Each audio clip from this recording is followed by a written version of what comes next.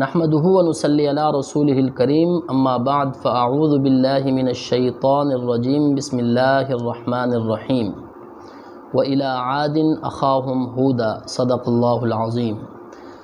محترم سامعین اکرام، سلسلہ قصص النبیین قدم بقدم میں ایک مرتبہ پھر میں آپ سے مخاطب ہوں۔ گزشتہ کئی نشستوں میں ہم نے حضرت نوح علیہ السلام کا قصہ ذکر کیا تھا۔ آج ہم حضرت ہود علیہ السلام کا قصہ شروع کرنے لگے ہیں۔ حضرت ہود علیہ السلام کا نسب نامہ کچھ اس طرح ہے: ہود بن عبداللہ بن رباح الجارود بن عاد بن عوس بن ارم بن سام بن نوح علیہ السلام۔ حضرت ہود علیہ السلام کا جو قبیلہ تھا وہ قبیلہ عاد تھا۔ یہ حضرہ موت کے قریب جو عمان اور حضرہ موت کا علاقہ ہے اس کے قریب یہ قوم آباد تھی۔ سمندر کے کنارے کے قریب ٹیلے پر یہ قوم آباد تھی، جس کا قرآن مجید میں بھی اللہ تعالیٰ نے ذکر فرمایا ہے: وَاذْكُرْ أَخَا عَادٍ إِذْ أَنذَرَ قَوْمَهُ بِالْأَحْقَافِ۔ احقاف ٹیلوں کو کہتے ہیں۔ احقاف جمع ہے حقف کی، حقف ٹیلے کو کہتے ہیں۔ اگرچہ بعض روایات سے یہ بات بھی معلوم ہوتی ہے کہ احقاف اس جگہ کا نام تھا، لیکن زیادہ راجح یہی ہے کہ ٹیلوں کو کہا جاتا ہے۔ تو ان ٹیلوں والی جگہوں میں یہ آباد تھے، سمندر کے کنارے پر۔ اور اللہ تعالیٰ نے اس قوم کو جو ہنر عطا فرمایا تھا وہ یہ کہ یہ پتھر تراشتے تھے۔ چونکہ جسمانی طاقت بھی ان کے پاس بہت زیادہ تھی، پتھر تراشتے بھی تھے، تو انہوں نے پتھر تراشتے ہوئے بت بنانے شروع کر دیے تھے۔ تو جب یہ بت بنانے شروع کر دیے تھے تو بت بنا کر پھر بعد میں ان کی عبادت شروع کر دی۔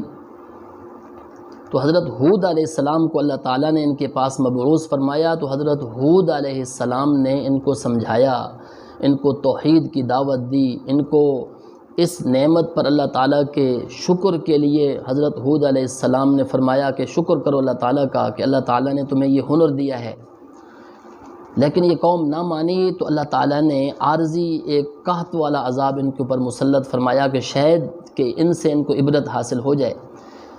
پھر بھی یہ قوم نہ مانی تو اللہ تعالیٰ کی طرف سے سخت تند ہوا بھیجی گئی جو 8 دن تک رہی، جس سے قوم یہ ہلاک ہو گئی۔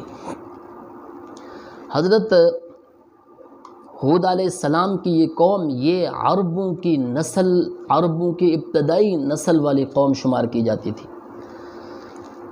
جیسا کہ تاریخ سے یہ بات معلوم ہوتی ہے کہ سب سے پہلے عربی زبان کے اندر کلام کرنے والے حضرت نوح علیہ السلام اور حضرت ہود علیہ السلام ہیں۔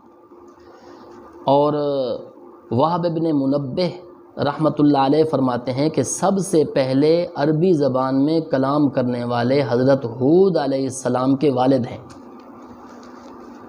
تو یہ جو حضرت ہود علیہ السلام یا حضرت ہود علیہ السلام کے والد، تو اس وجہ سے ان کو کہا گیا ہے کہ یہ عربوں کی ابتدائی نسل تھی۔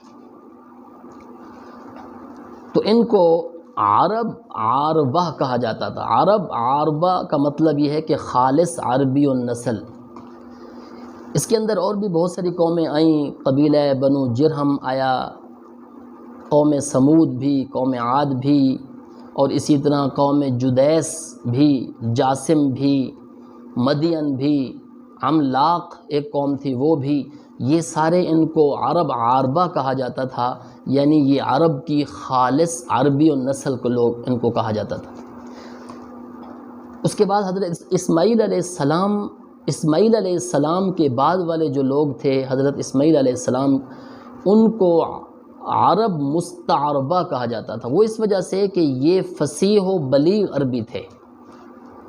قبیلہ بنو جرہم جو حضرت حاجرہ سلام علیہا جو مکے میں گئی تھیں، تو وہاں اللہ تعالیٰ نے پانی نکالا حضرت اسماعیل علیہ السلام کی حرکت کرنے سے، پاؤں کی حرکت سے۔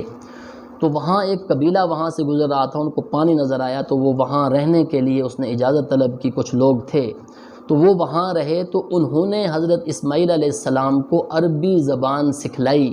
تو اللہ تعالیٰ نے حضرت اسماعیل علیہ السلام کو بہت زیادہ فصیح و بلیغ عربی بنا دیا، فصیح و بلیغ عربی کے اندر کلام کرتے تھے۔ یہی وجہ ہے کہ حضرت جناب رسول اللہ صلی اللہ علیہ وسلم بھی چونکہ حضرت اسماعیل علیہ السلام کی نسل میں سے ہیں، تو اس وجہ سے آپ صلی اللہ علیہ وسلم بھی فصیح و بلیغ عربی بولتے تھے۔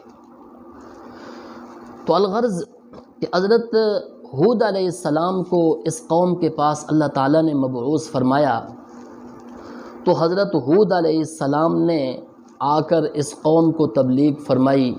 یہ حضرت نوح علیہ السلام کے بعد پہلی قوم تھی جس کے اندر دوبارہ بت پرستی آئی۔ تو چونکہ اس کے اندر دوبارہ بت پرستی آئی تو انہوں نے ان کو سمجھایا، تو لیکن یہ قوم نہ مانی۔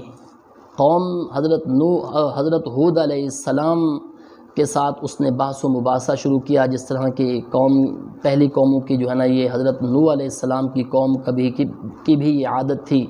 تو جس کو اللہ تعالیٰ نے قرآن مجید میں حضرت ہود علیہ السلام کے قصے کو کئی جگہ اللہ تعالیٰ نے ذکر فرمایا۔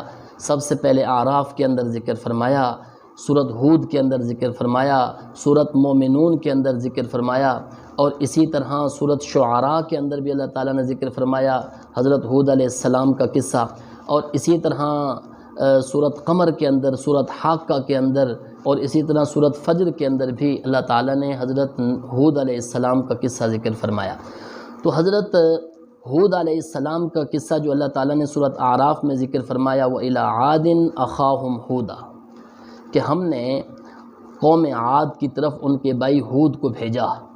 قال یا قوم اعبدوا اللہ ما لکم من الہ غیرہ، حضرت ہود علیہ السلام نے فرمایا اے میری قوم، اللہ تعالیٰ کی عبادت کرو، اللہ تعالیٰ کے علاوہ کسی کی عبادت نہ کرو۔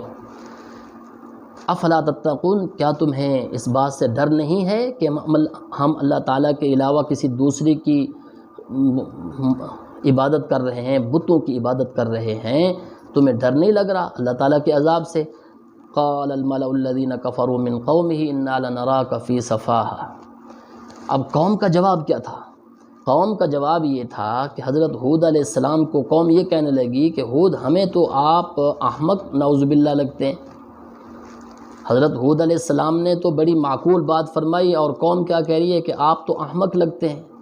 تو حضرت ہود علیہ السلام نے پھر بھی بڑے فصیح و بلیغ انداز کے اندر فرمایا کہ یا قومی لیس بی صفاحۃ، اے میری قوم میرے اندر حماقت کی کوئی بات نہیں ہے، ولکنی رسول من رب العالمین، میں تو تمام جہانوں کے پروردگار کی طرف سے رسول بنا کر بھیجا گیا ہوں، اور میرا مقصد کیا ہے؟ ابلغکم رسالات ربی، اپنے رب کے پیغامات تم تک پہنچانے ہیں، وَأَنَا لَكُمْ نَاصِحٌ امین، اور میں تمہیں نصیحت کرنے والا ہوں، خیر خواہی تمہاری کرنے والا ہوں، اور میرے اوپر تمہارا اطمینان بھی آ سکتا ہے۔